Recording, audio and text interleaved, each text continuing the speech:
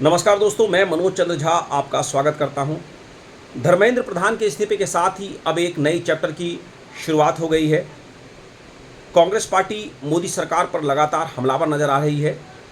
Congress party का आरोप है कि दिल्ली में प्रदर्शन के दौरान छात्रों पर पुलिस और आरएएफ के जवानों ने पैलेट गन का इस्तेमाल किया, जिसमें कई छात्रों को गंभीर चोटें आई हैं। इसे लेकर राहुल गांधी ने प्रेस कॉन्फ्रेंस भी किया था और उसमें कुछ छात्रों को भी सामने लेकर आए थे और उन्होंने दिल्ली पुलिस पर संगीन आरोप लगाते हुए गृह मंत्री अमित शाह पर हमला बोला था। इस बाबत राहुल गांधी ने गृह मंत्री अमित शाह को एक चिट्ठी भी लिखी है और इस पर जवाब मांगा है। पेपर लीक के मामले पर जहां एक तरफ जंतर मंतर पर लंबा प्रदर्शन चला, तो वहीं राहुल गांधी भी काफ़ी मुखर नजर आए। राहुल गांधी ने पहले पीएम आवास के बाहर धरना दिया, उसके बाद वो लगातार मीडिया के सामने आते रहे और सरकार को घेरने की कोशिश की। जंतर मंतर पर प्रदर्शन खत्म होने के बाद भी कांग्रेस पार्टी के द्वारा कैंडल मार्च निकाला गया। वहीं इस दौरान बिहार से भी काफ़ी हिंसक तस्वीरें सामने आई, जिसने एक नया सियासी रंग अख्तियार कर लिया है। तेजस्वी यादव ने आरोप लगाया कि सिवान में प्रदर्शन के दौरान पुलिस वाले ने प्रदर्शनकारियों पर AK-47 से फायरिंग की और उन्होंने एक तस्वीर भी साझा की।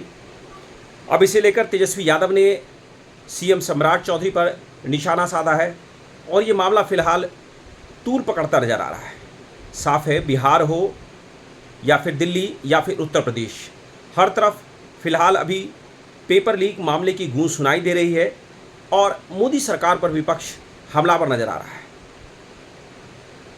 इसमें एक बात तो साफ नजर आ रही है कि पेपर लीक के मुद्दे पर सरकार घिरी नजर आ रही है।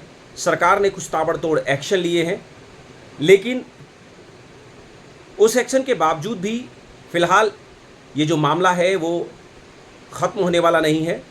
कल से संसद की एक बार फिर से शुरुआत हो रही है। 5 दिन संसद के ठप हो चुके हैं, पूरी तरह से धुल चुके हैं और कल दूसरे सप्ताह की शुरुआत होगी। विपक्ष की पूरी कोशिश होगी कि पेपर लीक के मामले पर सरकार को घेरने की। पूरा विपक्ष फिलहाल एक साथ नज़र आ रहा है और सरकार को घेरने की कोशिश हो रही है। लेकिन इस बात के पीछे की राजनीति को भी समझने की बहुत ज़रूरत है। राहुल गांधी अचानक से पीएम आवास के बाहर प्रदर्शन करते हैं। राहुल गांधी को ये अच्छी तरीके से पता है, वो लोकसभा में नेता प्रतिपक्ष हैं, उन्हें पता है कि पीएम आवास के बाहर प्रदर्शन करना कितना संवेदनशील है। लेकिन वो प्रियंका गांधी वाड्रा, खड़गे समेत वहाँ पहुँच जाते हैं। बड़ी संख्या में कार्यकर्ता भी होते हैं। पुलिस से तीखी नोकझोंक होती है और उनके बाद कुछ नेताओं को हिरासत में लिया जाता है और कभी 2.5 से 3 घंटे के बाद उन्हें देर रात छोड़ दिया जाता है। उसके बाद भी देखा जाए तो कांग्रेस की तरफ से कैंडल मार्च निकाला जाता है और वहीं उस प्रदर्शन में अचानक से अखिलेश यादव भी शामिल हो जाते हैं और उन्हें भी पुलिस हिरासत में लेती है। देखा जाए तो फिलहाल विपक्ष के पास कई बड़े मुद्दे हैं। एक पेपर लीक का मुद्दा है और दूसरा चढ़ावा चोरी। हालांकि अभी फ़िलहाल पेपर लीक के आगे चढ़ावा चोरी छिप गया है, लेकिन जाहिर सी बात है आने वाले समय में उत्तर प्रदेश में चुनाव है और सबकी नज़रें उसी पर टिकी हुई है।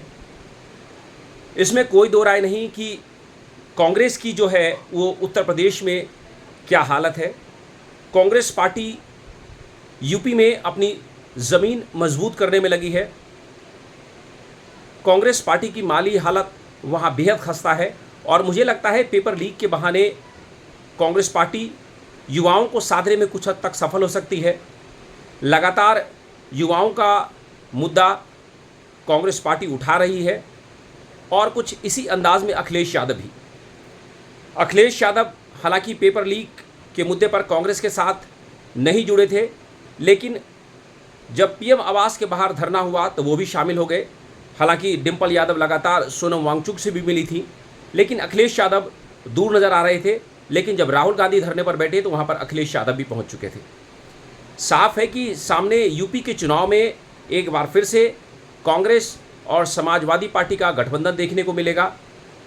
इन दो जो लड़के हैं, राहुल गांधी और अखिलेश यादव, दोनों की कोशिश यही है कि यूपी में अगर योगी आदित्यनाथ को हराना है तो राजनीतिक मुद्दों के साथ साथ जो जाति का समीकरण है वो भी साधना होगा।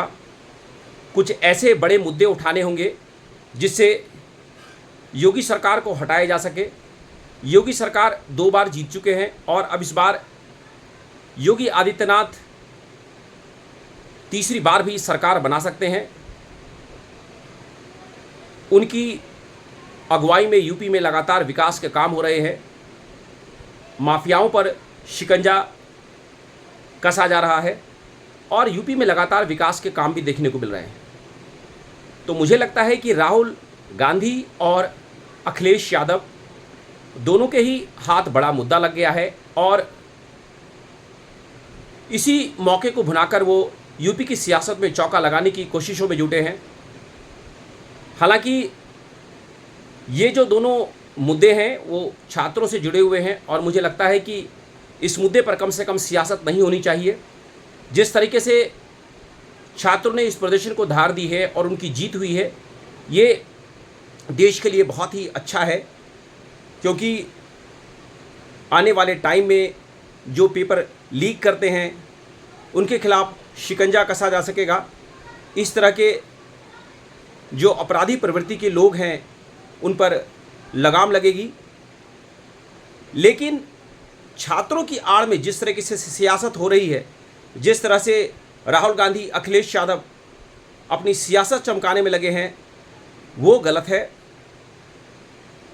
छात्रों की आड़ में कम से कम इस तरीके की सियासत नहीं होनी चाहिए।